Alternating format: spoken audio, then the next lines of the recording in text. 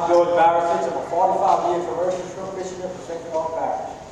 I serve as the president of the United Commercial Fishermen Association, and I also serve on the board of the Louisiana Shrimp Association, representing the southeast part of the state. I also served on every government shrimp task force since 1990.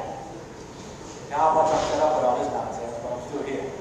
We're here tonight supposedly only to make comments on how we can help the government put what could be the last nail in the coffin of many of our good shrimps across the Gulf.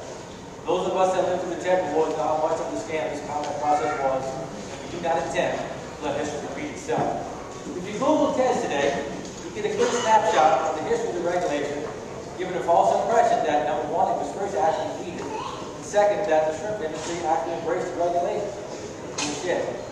Shrimpers, real shrimpers dealt with the regulation in one of two ways: either work longer to offset the loss, or force use of TEDs and bottom column, or adapt to a different style of shrimpers. Without the required use of the TED, which is scam representative.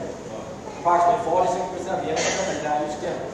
And the only reason we're here tonight is to bring our case to the regulators and the general public as to why no new regulations are needed at this time. The problem in this instance is the way the issue is being presented, as if it was just one new, simple regulation with no major negative economic consequences. Because according to no studies, TEDs don't lose any shrimp. Give me a break. We all know that's bullshit. There exists a long history surrounding these unwarranted regulations. And those of us that have taken up the cause to preserve this way of life understand that the truth must be told no matter what. We have several industry people here tonight that's going to give you facts and figures why the industry should be. And my job tonight is to give you the history of the TED regulation, its real cost, and the viable win-win solutions presented by the industry over the years that were ignored. I had requested 10 minutes to do this presentation, and I was told I wouldn't have it because we had so many people. So I got 3 other fishermen that give me their time. Bob Ferretta, Melvin Robbins, and Alan Blanchet give me time. Okay? In the early 70s, the government spent $4.6 million to study the impacts of shrimp trawlers on sea turtles. The first misconception of the study was actually about turtles. In reality, the high-dollar radical recreational sector was convinced that the shrimpers were killing all the sport fish and wanted the business group device. However, with no fishing uses in decline, the shrimpers at the time did not be compelled to do birds. As you see, a TED is also a versus bycatch production device. However, it's also considered a shrimp one. So they used the turtle people. Turtle people got pumped up and blamed us for killing all the turtles. Sound kind of familiar? Same situation. We get blamed for the same thing. In reality, by my own studies, the problem was caused by the consumption of Asian turtles in the beach in Mexico. But at the time, there's nowhere stopping this law. Even though their own studies indicate that 50% of the shrimpers would go out of business, that it would take 7 years of trawl sampling just to see if it had a significant effect on turtle mortality, the TED Nazis pressed on. Keep in mind, at that time we had over 30,000 participants in the industry. Most of them believed that their own government would not kill the live industry. But we all know what happened. The government kept coming. But what they did not expect is commercial shrimp was banded together like never before. I was a young kid, 25 years old. It was awful. 56,000 of the hardest working people on this planet until we don't reach down. Violence and fight this regulation without representation. Kind of like what this country is founded on. I remember as if it was yesterday, Governor Evans walks onto the station. He said, if it's between the turtles and the shrimpers, the turtles gotta go, and the sauce be gone. And that sound resonated all over the water. This governor stepped up and made an overview. He said that the Louisiana Wildlife and Fisheries could not enforce the TED regulation. He stood behind this industry. So when he did, all the other Gulf states threw a set, and they came along with us. So then we had the whole industry fight. So the problem was that what was going to happen if everybody doesn't fight.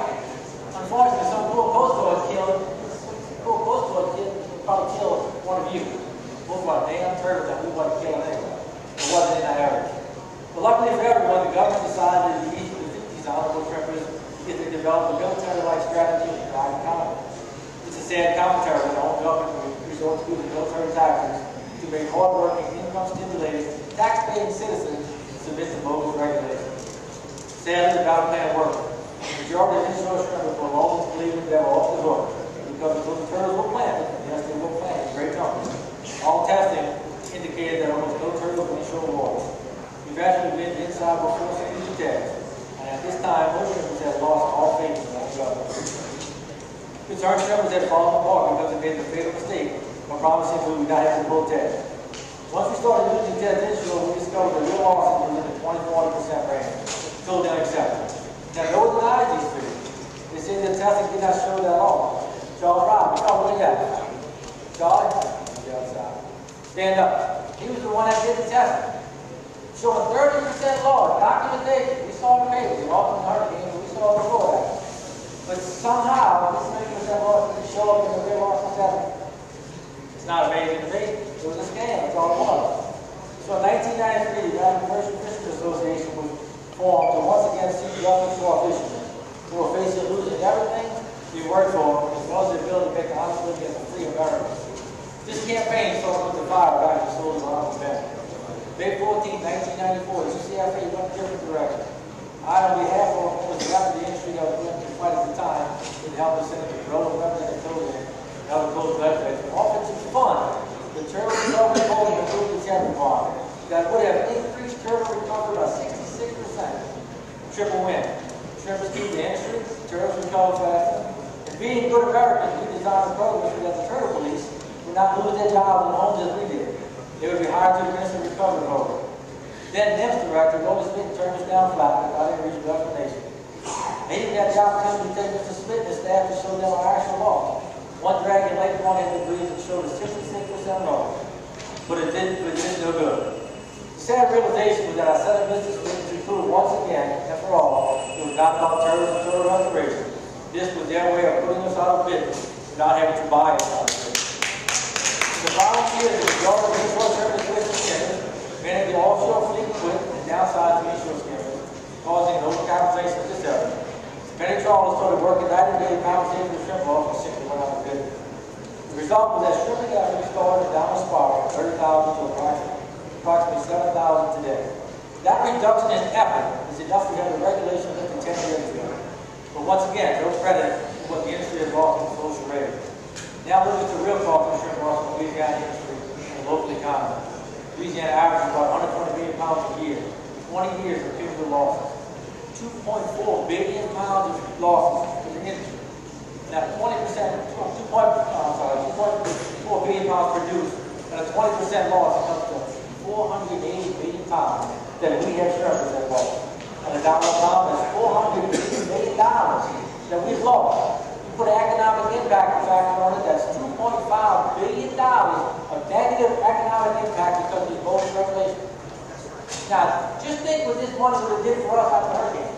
We all would have been struggling, but people don't seem to care. Now look at the mental and physical loss. How would you like to go to work every day for 20 years knowing you're going to lose money, and that your government did it, and they're looking to do it again? I saw many high-spirited older shrimpers who were just beaten down by the system and just gave up. This was just wrong. When we have record unemployment in our country, we need to be considering other unnecessary regulations that would increase unemployment rate and at the same time stifle the local economy. Basically, this is just stupid. I can do a lot of things, but I can't do anything but stupid. But show a better way. Ted on shrimp boat have made an ultra-hazardous occupation even more dangerous. How many of you can hit by Ted in rough water and catfish and crabs fall out, smack your side of the head? Yeah. I got 12 minutes. Everybody. And then Ted, you know Ted. None of this information was ever incorporated in the original study. I would just like everybody I spent on medicine and doctor bills for the last 20 years on background related to our transcription degree. For years, the turtles have been recovering at the expense of the shrimp. With no increase in turtle strength from these developments. But now we're getting blamed for the rise of mortality. This poses a question. What is that? If only 13% of those shrimp caused all those stranded, I think it's time to count turtles. We obviously have done such a great job that it's time for Noah to keep his promise and remove the regulations because the turtles are so thick, I think they drown each other. The bottom line is that the fast world without internet, Noah and certain people in his ranks got away with manipulating a great deal of information to develop directed findings. Even though we did everything we could at the time for a better solution, the truth was hidden from the public. Now the internet makes everyone accountable for their actions. I cannot predict the outcome of this meeting and vote for accusations of turtle people, who, by the way, do not represent all environmentalists. We have joined together in unprecedented numbers to stand in unity against the real cause. Billions of gallons of oil, mixed with billions of dispersion of protein from the country, foreign oil country. After most of the strippers had lost their business American government, I attended hundreds of meetings, many times standing alone as a Russian official, and it did not bother me. Remember the words of Thomas Jefferson, one man standing alone with courage is an army. Look around you, I'm not alone anymore. We all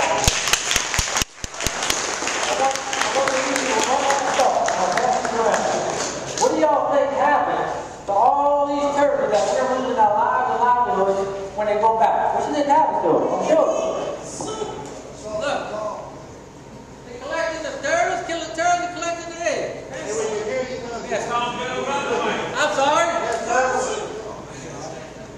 Look, sacks and sacks of eggs while me and you go broke. You know how many of them died at sacks? That's it. Hundreds. And all this information never gets to the public, and we're going to use this to I think that would be nice to do. I don't know how we killing the turtles. I don't think so. Next speaker, Tracy Cruz.